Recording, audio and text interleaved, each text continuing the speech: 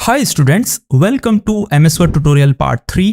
पहले दो पार्ट में हमने आपको एमएस वर्ड का बेसिक इंट्रोडक्शन दिया था, साथ ही फाइल और होम टैब की सभी कमांड्स और उनके यूज के बारे में भी आपको डिटेल में बताया था। अगर आपने सीधे पार्ट 3 में क्लिक किया है तो मैं आपको रिकमेंड करूंगा कि पहले फर्स्ट और सेकंड पार्ट को देख लें, जिससे आपको पार्ट 3 को समझने में ज्यादा आसानी होगी। तो एमएस वर्ड ट्यूटोरियल पार्ट 3 में हम आपको इंसर्ट टैब में दी गई सभी कमांड्स और उनके यूज के बारे में डिटेल में बताएंगे।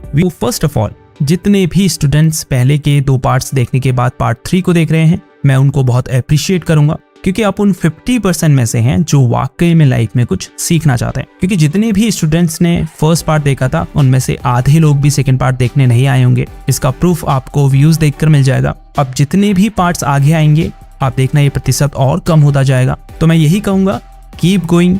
हमेशा अपने मन की मत सुनो। जो करना चाहिए उसको करने में कितनी भी डिफिकल्टीज आ रही हो, लेकिन आपको फिर भी उसे करते रहना है। क्योंकि लाइफ में बेहतर होने के लिए या कुछ सीखने के लिए आपको कैसा लग रहा है, इस पर ज्यादा ध्यान मत दीजिए, बस लगे रहिए। अगर मोटिवेशन ज्यादा हो गया हो तो आप कमेंट्स में मुझे बोल सकते हैं कि सर बकवास कम और सिखाने में ज्यादा ध्यान दीजिए। तो अगली बार से मैं इसका ध्यान रखूंगा। लेकिन अगर मोटिवेशन चाहिए आपको तो मैं इसे कंटिन्यू कर सकता हूं। तो आपके टाइम की पूरी रिस्पेक्ट करते हुए वीडियो को स्टार्ट करते हैं। तो इस पार्ट में हम इंसर्ट टैब को कवर करेंगे। आप देख सकते हैं होम टैब के ठीक बगल में है इंसर्ट टैब।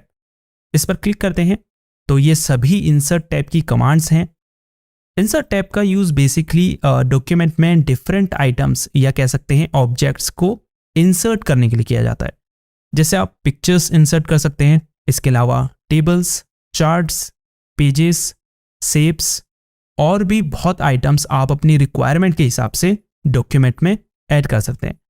तो आप देख सकते हैं इंसर्ट टैब में कई कमांड्स ग्रुप हैं, जैसे pages, tables, illustrations, add ins, media, links, comments, header and footer, text और सिंबल्स। तो शुरुआत करते हैं पेजेस ग्रुप से, जिसकी फर्स्ट कमांड है कवर पेज। तो कवर पेज बेसिकली किसी डॉक्यूमेंट का फर्स्ट पेज होता है, जिसे हम टाइटल पेज भी कहते हैं।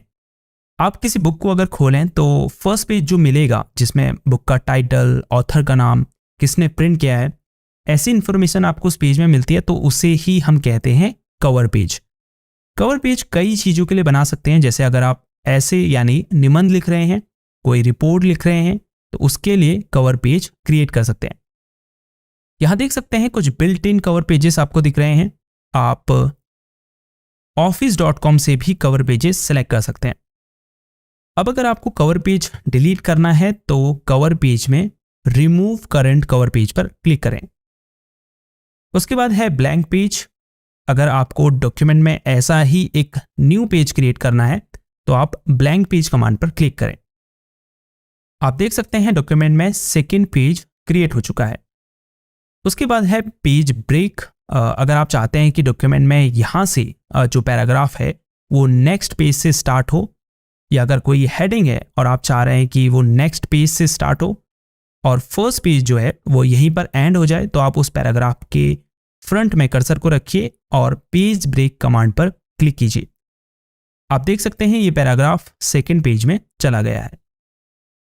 नेक्स्ट है टेबल। अगर आपको डॉक्यूमेंट में टेबल क्रिएट करनी है तो आप इस कमांड की हेल्प से कर सकते हैं। इसके लिए सबसे पहले डॉक्यूमेंट में वहां कर्सर को रखें जहां आपको टेबल इंसर्ट करनी है, फिर टेबल कमांड पर क्लिक करें। अब या तो आप इन बॉक्सेस के ऊपर माउस कर्सर को ले जाकर जितने भी कॉलम्स या रोज आपको क्रिएट करने हैं उन्हें सेलेक्ट करके क्लिक कर सकते हैं, या फिर आप इंसर्ट टेबल पर क्लिक करके यहां से नंबर ऑफ कॉलम्स और नंबर ऑफ रोज टाइप करके टेबल क्रिएट कर सकते हैं, या फिर आप मैन्युअली टेबल ड्रॉ भी कर सकते हैं इस तरह से। इसके अलावा एक्सेल स्प्रेडशीट इंसर्ट करनी है वो भी कर सकते हैं। इसके अलावा अगर आपको बिल्ट इन टेबल्स इंसर्ट करनी है, यानी बनी बनाई टेबल इंसर्ट करनी है, तो आप यहां से कर सकते हैं। नेक्स्ट कमांड ग्रुप है इलस्ट्रेशंस, जिसकी पहली कमांड है पिक्चर्स, जिससे आप डॉक्यूमेंट में इमेज बेसिकली इंसर्ट कर सकते हैं। जैसे ही इस कमांड पर क्लिक करेंगे आपको 3 ऑप्शन दिखाई देंगे, this device, stock images, online pictures. अगर आपको अपने कंप्यूटर से किसी इमेज को ऐड करना है तो दिस डिवाइस पर क्लिक करें। माइक्रोसॉफ्ट 365 से स्टॉक इमेजेस को इंसर्ट कर सकते हैं। इसके अलावा इंटरनेट से इमेज सर्च करके भी अपने डॉक्यूमेंट में इंसर्ट कर सकते हैं। फिर है शेप्स, जिससे आप रेडीमेड शेप्स जैसे lines, circles, square, call outs आदि इंसर्ट कर सकते हैं। फिर है आइकन्स, जिस पर क्लिक करके आप डॉक्यूमेंट में विभिन्न कैटेगरीज के आइकन्स इंसर्ट कर सकते हैं।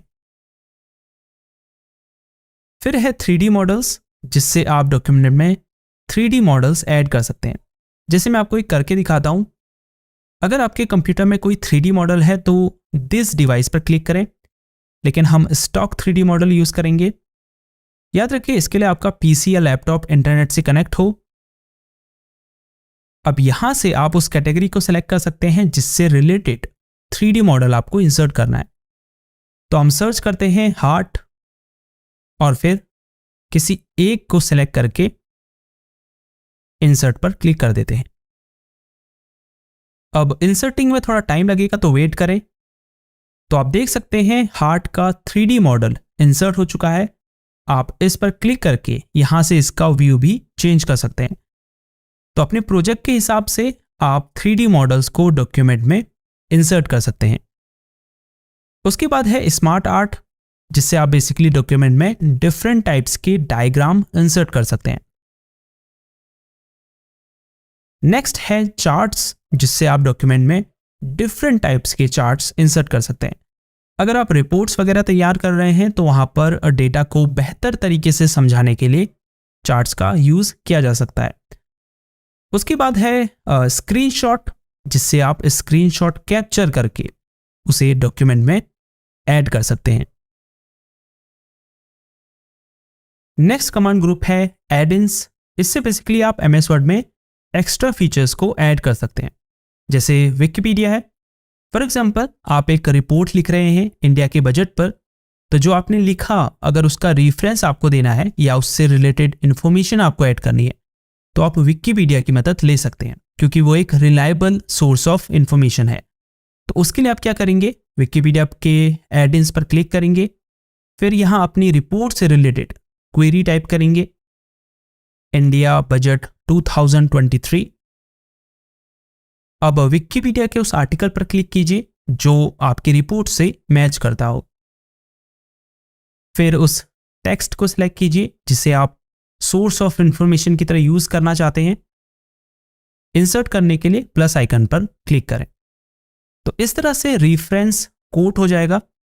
तो ये जो चीजें हैं ये बहुत एडवांस हैं, बड़े बड़े पदों पर बैठे लोगों को भी शायद ही ना आता हो। तो ऐसे ही आप गेट एड-इन्स पर क्लिक करके अपनी रिक्वायरमेंट्स के हिसाब से डिफरेंट कैटेगरी के एड-इन्स को एमएस वर्ड में जोड़ सकते हैं और इससे आप वर्ड की कैपेबिलिटीज को बढ़ा सकते हैं। इसीलिए इनका नाम है एड-इन्स। अगर आपके पास खुद के एड-इन्स हैं तो माई एड-इन्स पर क्लिक कीजिए। फिर है मीडिया कमांड ग्रुप, जिससे आप ऑनलाइन वीडियोस को अपने डॉक्यूमेंट में इंसर्ट कर सकते हैं। तो उसके लिए आपको पास उस वीडियो का यूआरएल या एम्बेड कोड यहां पेस्ट करना है और फिर इंसर्ट पर क्लिक कर देना है। नेक्स्ट कमांड ग्रुप है लिंक्स। तो अगर आपको डॉक्यूमेंट में किसी टेक्स्ट को क्लिकेबल लिंक बनाना है, यानी उस पर क्लिक करने से कोई वेब पेज ओपन हो, तो उसके लिए डॉक्यूमेंट में उस टेक्स्ट को सिलेक्ट करें और फिर लिंक पर क्लिक करें। अब यहां एड्रेस बॉक्स में वह लिंक पेस्ट करें और फिर ओके पर क्लिक कर दें। आप देख सकते हैं ये टेक्स्ट ब्लू कलर में बदल चुका है। अब अगर मैं कंट्रोल की को दबाकर माउस से क्लिक करता हूं तो ये लिंक ब्राउजर में ओपन हो जाएगा। इवन आप अपनी कंप्यूटर की किसी फाइल, फोल्डर या डॉक्यूमेंट को यहां से सेलेक्ट करके उस टेक्स्ट के साथ लिंक कर सकते हैं। नेक्स्ट कमांड है बुकमार्क। अगर आप एक बहुत बड़े डॉक्यूमेंट में काम कर रहे हैं जिसमें बहुत सारे पेजेस हैं, हेडिंग्स हैं और सब हेडिंग्स हैं, तो बुकमार्क का यूज आप उस डॉक्यूमेंट की किसी एक स्पेसिफिक लोकेशन में जंप करने के लिए कर सकते हैं।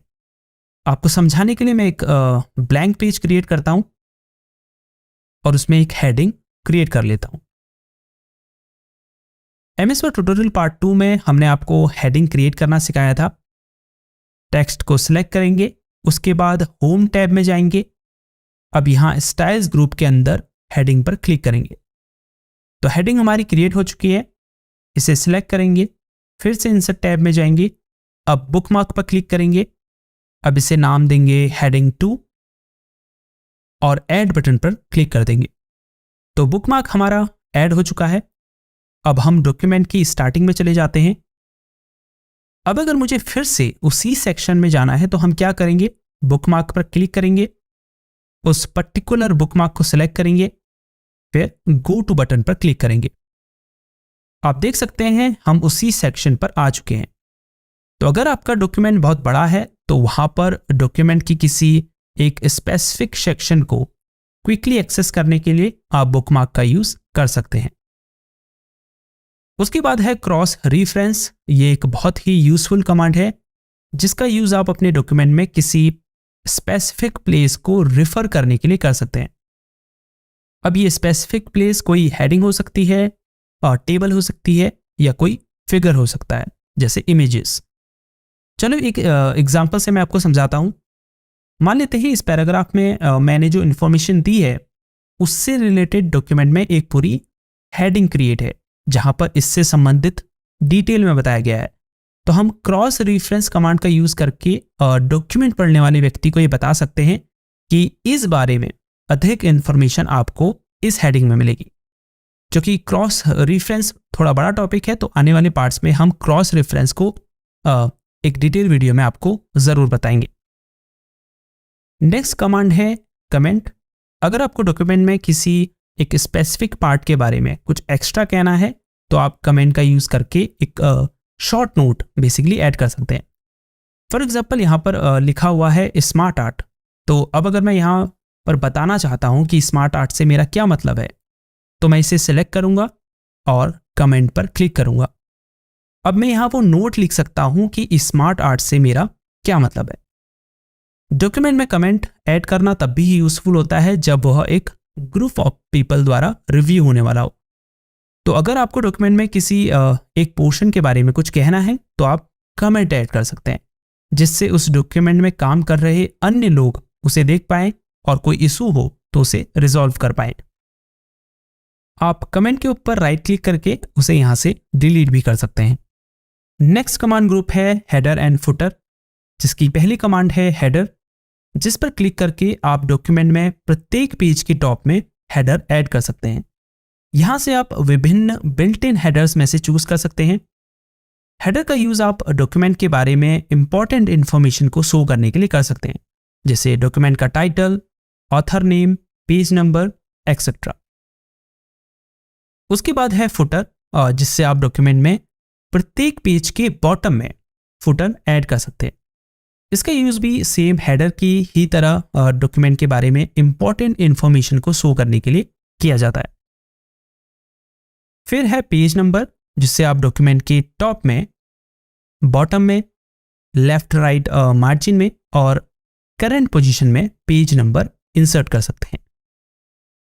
नेक्स्ट कमांड ग्रुप है टेक्स्ट, जिसकी पहली कमांड है टेक्स्ट बॉक्स, जिस पर क्लिक करके आप different built in text box में से चूज कर सकते हैं या फिर खुद से एक टेक्स्ट बॉक्स ड्रॉ कर सकते हैं। टेक्स्ट बॉक्स का यूज आमतौर पर कोट्स लिखने के लिए किया जाता है।